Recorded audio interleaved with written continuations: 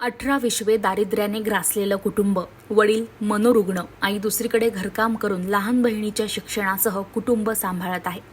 आणि याच कुटुंबातील मुलाने गजानन सुभाष उईके यांनी परिस्थितीवर मात करत स्वतः मोलमजुरी करून कोणत्याही प्रकारचे क्लासेस न लावता 12वीच्या परीक्षेत 80% गुण प्राप्त केलेले आहे. आणि कला शाखेत चांदूर बाजारात प्रथम येऊन आपली गुणवत्ता त्याने सिद्ध केली आहे. गजाननला भविष्यातील ध्येयाबद्दल विचारणा केली असता त्याने इतरांप्रमाणे डॉक्टर, वकील, CA वगैरे होण्याची इच्छा व्यक्त न करता सैन्यात भरती होऊन सीमेवर देशाचं रक्षण करण्याचा संकल्प असल्याचं अभिमानानं सांगितलेलं आहे. गजानन उईके याचं सगळीकडूनच कौतुक केलं जात आहे. HSC परीक्षेमध्ये गोसीटोंपे महाविद्यालयातील एक अतिशय हालाकीच्या परिस्थितीमध्ये असलेला विद्यार्थी यांनी उंच भरारी घेतलेली आहे.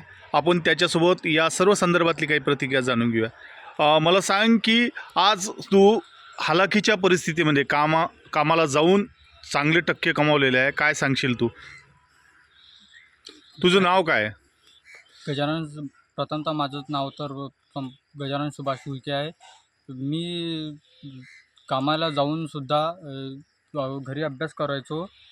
रात्री 11 वाजेपर्यंत तर करायचो. सकाळी लवकर उठूनसुद्धा अभ्यास करायचो. त्यामुळे माझ्या सर्व सहकारी शिक्षकांच्या मदतीने मी 80% घेऊ शकलो. आज तू 80% तू चांगल्या प्रकारे मार्क्स यामध्ये घेतलेले आहे. यामध्ये तुला कुठली ट्युशन नसतानासुद्धा यामध्ये तू यश संपादन केलेलं आहे. यामध्ये या वाटचालीमध्ये कसं बघशील तू? काय सांगशील? काही नाही तर सर, माझं सर्व शिक्षकांचं सहकार्य मला होतं. त्यामुळे मी हे सर्व करू शकलो.